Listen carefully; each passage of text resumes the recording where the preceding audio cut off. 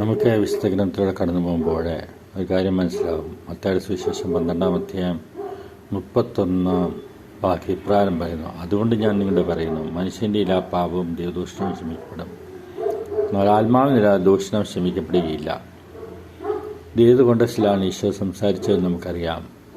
ഒരു പിശാച് ബാധിതനെ സുഖപ്പെടുത്തുമ്പോൾ ജനങ്ങൾ പറഞ്ഞു, നീ ബെൽസെബൂലിനെ കൊണ്ടാണ്, പിശാചുക്കളുടെ തലവനെ കൊണ്ടാണ് പിശാചുക്കളെ ബഹിഷ്കരിക്കുന്നതെന്ന് പറഞ്ഞു.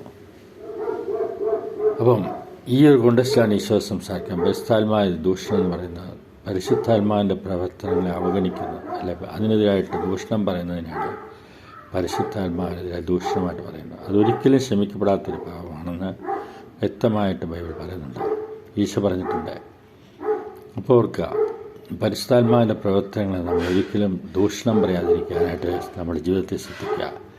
ഏറ്റവും വലിയ പാപമാണ് ഈ ലോകത്തിലോ വരാനിരിക്കുന്ന ലോകത്തിലോ ക്ഷമിക്കപ്പെടാത്തൊരു പാപമാണെന്ന് എല്ലാവരും ഓർത്തിരിക്കാൻ വേണ്ടിയാണ് ഇപ്പോൾ ഷെയർ ചെയ്യുന്നത്.